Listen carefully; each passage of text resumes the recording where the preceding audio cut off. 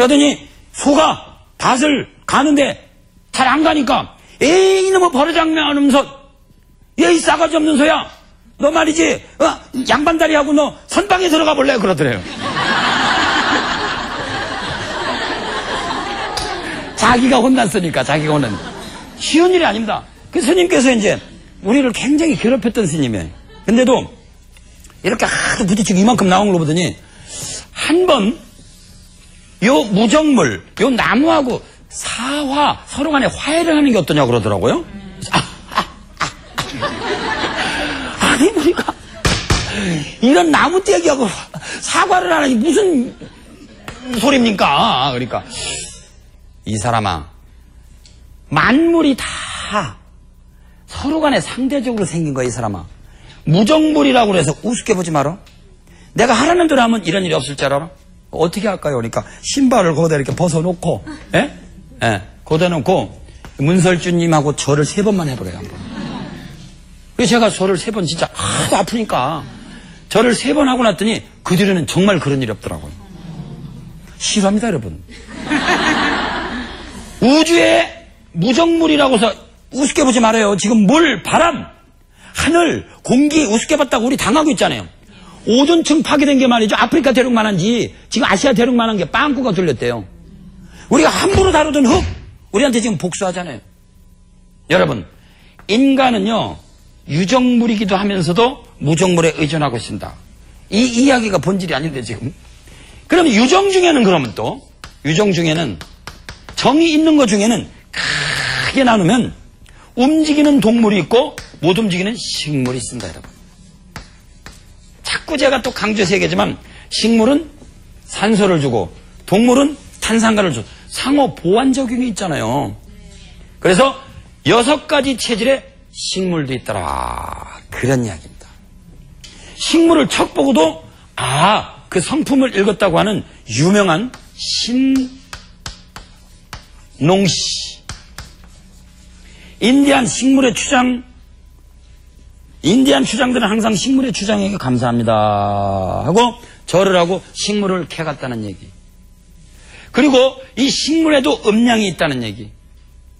식물이 열매가 맵다. 자 이제 여기다가 이제 하나씩 집어넣을까요 이제. 자 맵다는 여기 양명에 해당합니다. 맵다. 매운맛 그죠? 맵다. 자 어떤 이 산초라든가 제피라든가 고추라든가 매운 열매가 잘 자란다. 그 동네 땅이 건조할까요? 땅이 촉촉할까요? 땅이 건조하고 배수가 잘 되는 비탈인 걸 알 수가 있습니다. 그렇죠? 아버지 어머니를 모르면 자식을 보고 땅을 모르면 식물을 봐라 그랬어요. 식물에도 6가지 체질이 있어요. 크게 나누어서 식물에도 음양이 있다는 걸 언젠가 말씀드렸는데 복습하면서 또 한번 얘기해 볼까요? 식물이 습지에서 자라면서 위에가 많이 자랐다. 위에가 많이 자라면 이건 음적이라고 보고 아래쪽으로 많이 자랐으면 이걸 양적이라고 그런다고 언젠가 말씀드렸습니다. 기억이 나실 거예요. 그러나 식물의 맛이나 다른 생김새로 볼 때 6가지 체질론이 있다니까요. 그러니까 매웁고 가시가 달린 식물은 태음인이 먹으면 좋다 이거예요. 왜? 살이 찌는 사람을 예방해 주니까. 그래서 태음과 양명은 짝이 되고 소음과 태양은 짝이 되고 고름과 소양은 짝이 된다 이거죠. 제가 한꺼번에 설명하기가 힘들으니까 제가 6가지 체질론에 해당하는 바로 도표를 갖고 왔습니다. 잘 한번 주시해 보세요. 얼마나 기가 막힌가. 6가지 체질론 중에 여기는 고름소부터 나왔는데 고름이라고 하는 것은 잘 보세요. 신맛하고 관계가 있습니다. 바람하고 관계가 있습니다. 그래서 뱅뱅뱅뱅 돌기도 하고 약간 움츠러들기도 합니다.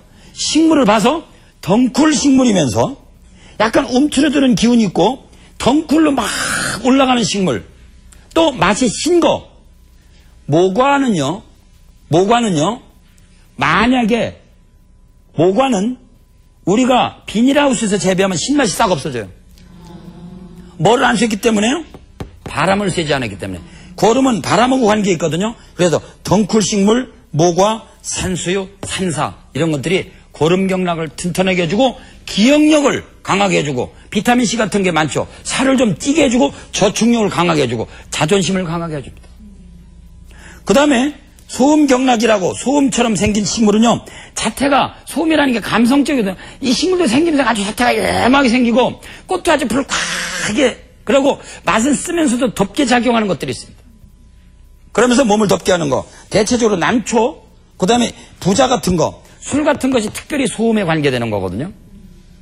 그래서 우리가 소음경락이 약할 때는 술을 조금 먹으면 성기능이 강화가 되는 게 소음경락을 강화시키기 때문에 그렇습니다.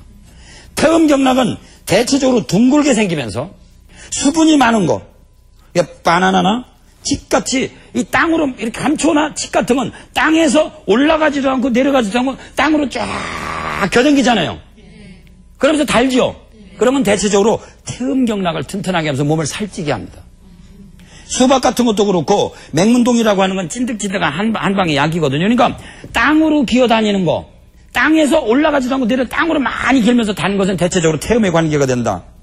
그 다음에 소양직이라고 하는 건 폭발되는 기운이거든요. 그래서 이 식물 중에서도 솜털이 유별나게 많다든가 잔가시가 많다든가, 그리고 맛이 쓰고 톡 쏘는 맛이 있다든가, 아주 뭔가 이렇게 폭발적인 기운이 있는 것들이 민들레라든가 할미꽃이라든가 오수유라는 건 아랫배를 뜨뜻하게 하는 약이거든요. 담배도 일종의 쓰면서도 가벼우니까 넷째 손가락으로 하는 소양지기가 관계가 있다고 합니다. 그 다음에 양명지기는 매운맛하고 관계있는데 가시나무, 그 다음에 건조한 약 바나같이 몸을 말리는 거, 그 다음에 고추 같은 거, 후추 같은 거, 모든 매운맛은 대체적으로 양명지기가 있고, 식물을 봐서 가시가 많이 달렸다. 그러면 양명 기운이 많다. 몸을 좀, 저걸 먹으면 몸이 좀 마르겠구나. 그렇지 않겠어요? 이치적으로 볼 때. 그 다음에 태양지기가 많다는 것은 아주 좀 차고 뭔가 이렇게 위축력이 강하고 미모사나 생쥐왕이나 특히 아까 얘기한 대왕이라고 하는 설사지제 같은 얘기를 했는데, 대왕이나 생쥐왕 같은 건 몸을 차게 하거든요. 대왕이라는 것은 또 한번 얘기하지만 언젠가 말씀드렸는데, 부자하고 대왕이라고 하는 것은 하나는 몸을 덥게 하고 하나는 찬다고 그랬거든요. 그러니까 태양에 관계되는 건 찬약을 얘기합니다. 그래서 우리들은 여섯 가지 체질이 자, 크게 나누어서 태음에 관계되는 둥글둥글둥글하고 물이 많은 거, 그렇죠? 요거는 뭔가 아주 요염하게 생기면서 몸을 덥게 하는 거. 그 다음에 요런 것들은 덩굴식물에서도 맛이 신 거. 그 다음에 요런 것들은 가시가 좀 있으면서도 좀 매운 거. 산초나무도 가시가 있거든요. 산초나무, 산에서 제피나무 보면 가시가 있습니다. 그렇죠? 산초열매 나무 산에서 보시면 비탈진데 이게 이 배수가 잘 되는 데 있거든요. 요런 거. 그 다음에 태양이랑 몸을 차게 하고 아주 막 설사를 시키는, 말하자면 생주향이나 대왕 같은 약 같은 거. 그 다음에 소양이라고 하는 것은 솜털같이 좀 맛이 쓰면서도 가벼운 거 같은 거, 담배 같은 거. 그러니까 사람을 보더라도 태음인이라면 무엇하고 짝이 되느냐 하면은 바로 여기서 양명하고 짝이게 되고, 태양이는 소음하고 짝이 되고, 소양이는 고름린하고 짝이 된다 이러죠. 그래서 다시 한번 요거를 헷갈리시지 않게 하기 위해서 여기다가 도표를 그려드리면, 태음은 단맛입니다. 단맛. 단맛에다가 물이 많은 것을 태음인이라고 합니다. 그러니까 몸 안에 물이 많은 사람이 단맛을 먹으면 되겠어요? 안 되죠. 그런 사람들은 바로 요 매운맛하고 짝이 되겠죠. 그렇죠? 양명하고 짝이 되겠죠. 그 다음에 소음인이라고 한 사람들은 맛으로 보면 쓰면서도 더운 겁니다. 쓰면서도 더운 거. 맛이 쓰면서 더운 거. 그러면서도 열이 많은 사람입니다. 열이 많은 사람. 그리고 그 다음에 이런 사람들은 태양에 관계되는 시원한, 요거는 짠맛이거든요. 바다에 해당하는 거거든요. 그러니까 소음인은 태양지기가 많은 음식, 태양인은 소음지기가 많은 음식. 그 다음에 고름이는 대체적으로 맛이 신맛에 관계되고, 대체적으로 이런 사람들은 근육이 발달이 되어 있는 사람들이거든요. 근육질인 사람이거든요.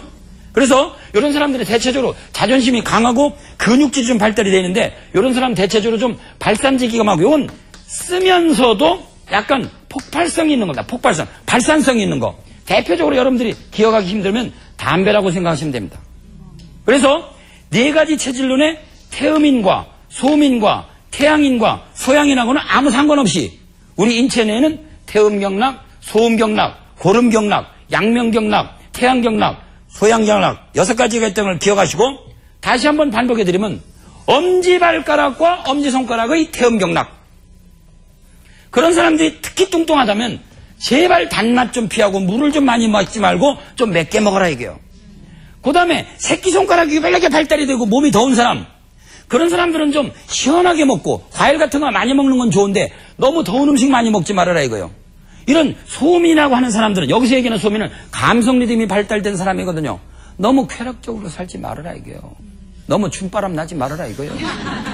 도르민이라고 하는 사람, 가운데 손가락 길고 자존심이 강한 사람 좋습니다. 좋지만은 이런 사람들은요, 대체적으로 좀 목에 힘을 주기가 쉽고 너무 그 사람 경직되기가 쉽습니다. 그래서 그런 사람들은 대체적으로 좀 망각의 통로가 되어 있는 넷째 손가락을 강하게 자극해주고, 넷째 손가락이 많이 발달해서 좀 분노가 많고 성격이 급한 사람은 가운데 손가락을 자극해주고, 그래서 첫째 손가락, 첫째 발가락, 새끼 손가락, 그 다음에 가운데 손가락, 둘째 손가락, 둘째 발가락, 새끼 발가락, 그 다음에 소양인에 해당하는 넷째 발가락, 넷째 손가락.